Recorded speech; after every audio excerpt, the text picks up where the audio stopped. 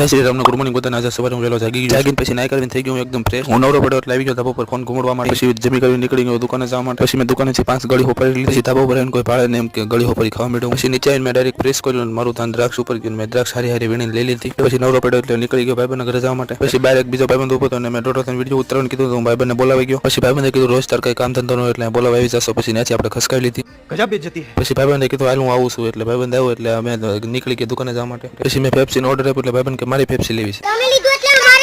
પછી દુકાનવાળો ભાઈબંધ હતો એને કીધું હાથે પેપ્સી લઈ લો એટલે આપણે આવી ગયા હારી પેપ્સી વીણવા માટે. પછી પેપ્સી લઈને શેરી ઉભો ખાવા મળ્યો. પછી પેપ્સી ખાઈને આવી ગયો ભાઈબંધના ઘરે. પછી ભાઈબંધને કીધું કે મને ઉપર જઈને મકાન બતાય. પછી ઉપર આવીને માળી ઉપર ભી ગયો કારણ કે ધાબુ ભેડાનું નથી ને અહીંયા આવીને તો 5G ટાવર આવતો. પછી ભાઈબંધને કીધું તું અહીંથી ઠેકડો ન મારી. પછી આપણે તો વાટ ઉપર આવીને ઠેકડો મારવા તૈયાર થઈ ગયા. તમને શું લાગ્યું મારી? પછી વટમાં આવીને ઠેકડો તો મારી દીધો.